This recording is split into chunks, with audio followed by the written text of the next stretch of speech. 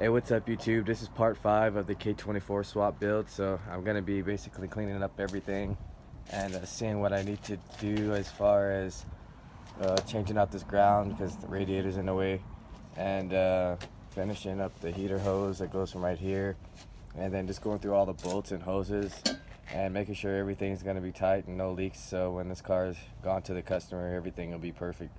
So I'm going to go ahead and start jacking this car up and get to the axles, do the half shaft, and all the little miscellaneous stuff that I need to do to get this car done. So at the end I can show you guys exactly what parts I used and what motor, tranny, and etc. on all the information you need to do to swap your own car. So let's get to it. Alright, so got my axles in and half shaft for both sides, got the axles on the other side as well.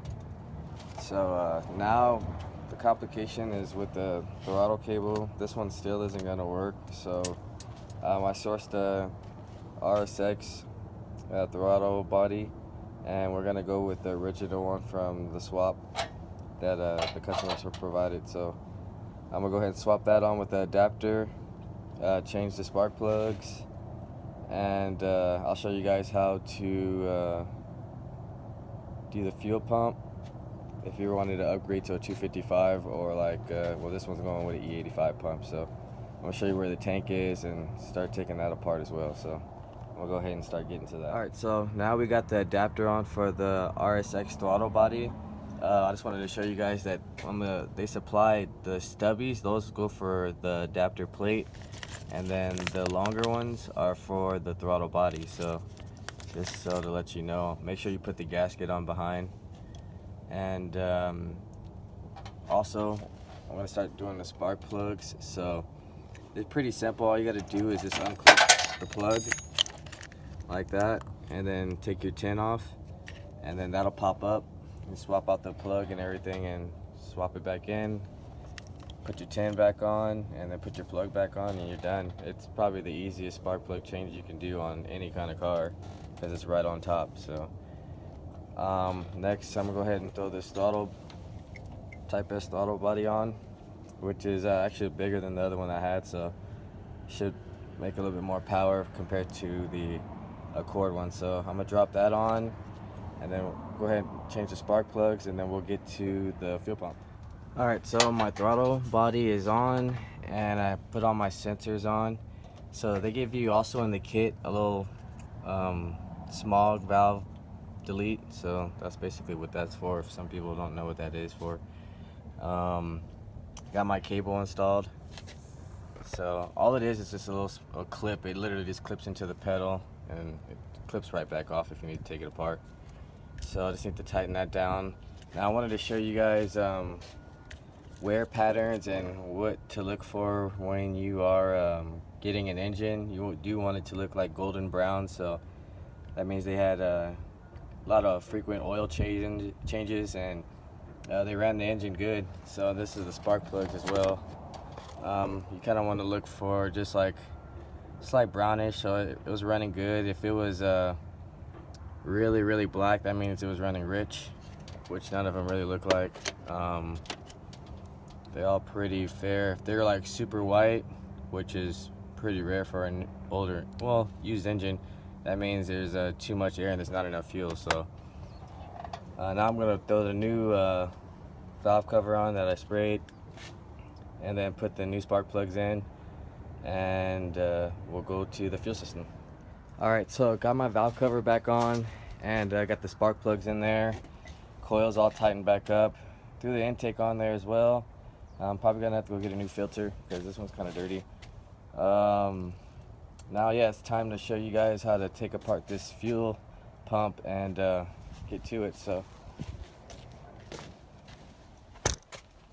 when doing a fuel pump in an EG, there is always a bolt right here. I already kind of took it out before, so you guys didn't see me struggle.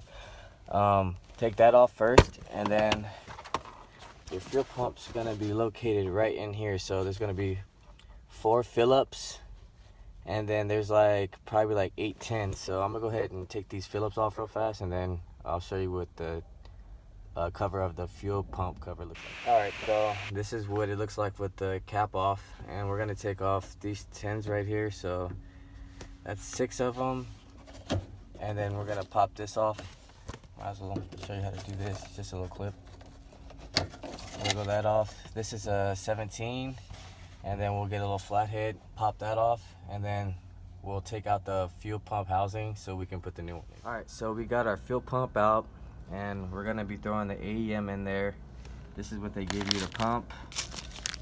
New screen and new line, and this to wrap around it. So I'm gonna go ahead and take this one apart. Just gotta take this off, the clamp, and take this off right here.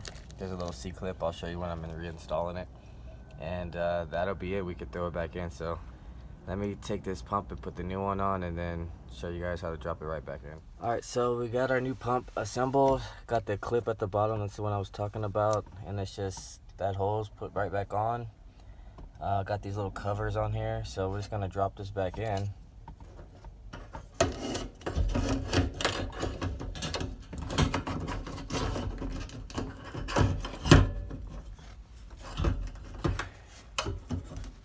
Should move all the hoses out the way.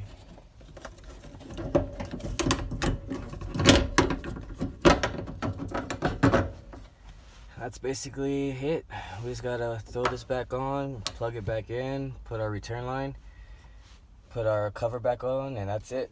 So I'm gonna knock this all out and get on to the next. Alright, so now we can finish the last part of the hybrid racing harness, which is the fan, the temperature for the gauge cluster, and then we have our brake light. So those are the last 3 things.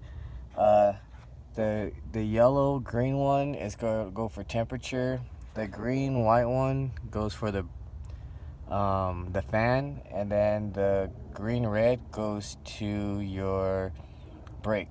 So show you guys how I wired that all up. Here's your brake. You just tap it onto that off of your brake master cylinder reservoir. The yellow green goes to the sensor right here that I got from K-Works. And then since this car is like wire tucked and I'm not sure, I went on and just wired my fan directly to it. Make sure you wire it in reverse when you're doing a fan in the front instead of the back.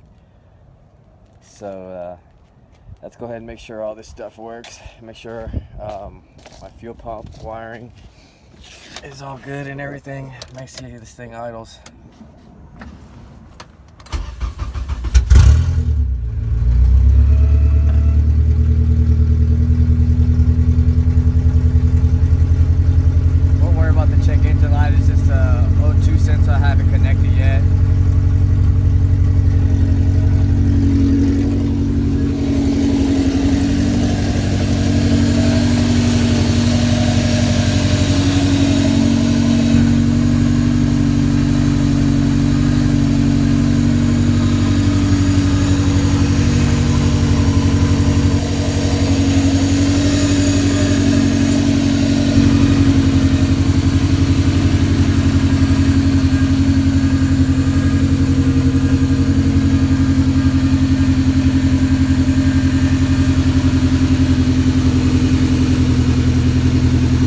Healthy. No smoke coming out the exhaust. So far I don't see any leaks.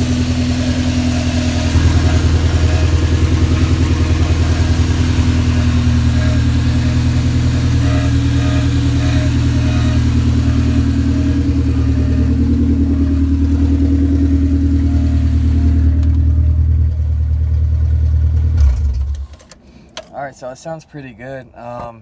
Now it's time to take you guys over to the engine and let you know how much and what it costs to do a K-swap. So I'm going to start with the engine. The engine is a K24A JDM spec. It's the RB2 model, so should be 06 to 08 with the good cam. The transmission is a X2M5, so that's a 6-speed 0204 transmission.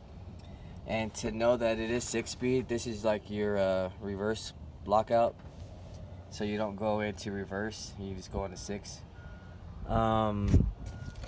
The flywheel is just some off the line. You can get them anywhere. They got flywheel kits for F1. I believe that's an F1 kit. So probably like a stage 2 with the light flywheel. Those go for like $300. These trannies go for around maybe 500 to 600, 800 if they're like rebuilt and someone wants a lot more. The motors go around for, I would say, like 600 to 900 depending where you get it from. They usually just come with the intake manifold, so that's cool. The throttle body is off of RSX. They go from like, I don't know, 80 to 150. This blocks adapter goes for around like 40-50 bucks. Since the RSX won't bolt up to a K24 or an RBC manifold. The next is we got all EP3 parts. EP3 is the 02 to 05 Civic SI PNF.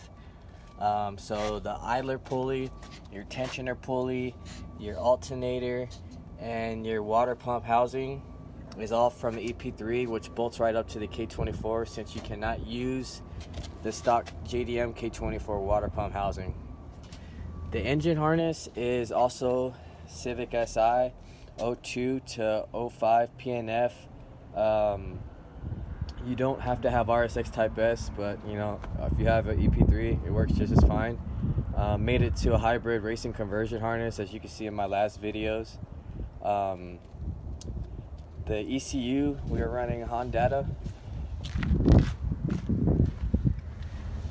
which is also PNF. It was like $800 for that. The conversion harness is around like 200 to 250 maybe. The shifter is like 500-600 bucks with that adapter plate at the bottom. The shift linkage is off of 05, 06 Type S. That's why they had like the little weights right there, if anybody's ever wondering why that's like that. The engine harness costs like around, I don't know, you can find one maybe like 150 to 200. And then you got your mounts, which is like the cheapest ones you can get, which is, they still work and they're like 200 bucks. Also on K24s, make sure you take the crank sensor and get a K21. You don't have to cut your harness. This bracket is off of a 2004 CRV. They're like 50 bucks, so you're gonna need that as well. For any K24 swap going into a Honda or anything else, these are Megan racing headers. You can get them for around 200, 250. Let's see, intake, I mean, I just had it, so I don't know, like 20 bucks. They don't really go for that much. The lower radiator hose is a stock Integra 94 to 2001 upper hose. So it worked perfect, no kinks or anything, and so that worked out fine. The upper hose is an RSX Type S hose, so just stock parts that you can use. The fuel system is all basically eBay. I mean, this is a no name, but it still works, still sending fuel, and still starts the car, so nothing really wrong with that. This is a heater hose off an RSX I just took because I had extra laying around. This heater hose I just used as from the same one that you use from your thermostat that goes all the way up here. So I just had a spare one of those, use that. The axles are Insane shafts, and they've always been really good axles, never had problems with them. The intermediate shaft or half shaft is off of 04 EP3 as well, so you can use the half shaft from 02 to 2011 Honda Civic Si. They're all the same, and that goes for the idler pulley. They're all the same, 02 to 2011. Trying to see if I left anything else out. The braided line you can get off of eBay. He already had this one, was on his B series, so that's you can get for like 30-40 bucks as well. Hopefully I'm not missing anything else. That's basically all you need to get it started. Oh, and the temperature, that was like 20 bucks right there. These lines and oil kit, fuel line kit was probably no more than $60. So, average swaps like this come out to around, I'll try to sell people with Honda added and everything, around like 4 to 5,000 plus labor, depending on which parts you want to get and how you want it. There's a lot of expensive parts on here that you didn't need, like the shifter, and Megan headers, you don't have to. You can run stock TSX if you wanted to. There's a lot of stuff you can run cheap to make it cheaper if you want, but this is still a nice setup. He's going to be upgrading it soon, so that's basically it, guys. I will be rerouting this line. It looks tacky. I don't like it like that, so I'm going to reroute that. But other than that, this is it. This is the last of this swap, and if you haven't, like, share, subscribe, ring the notification if you want to get the video as soon as I post it up. And I'll see you guys later. Take care.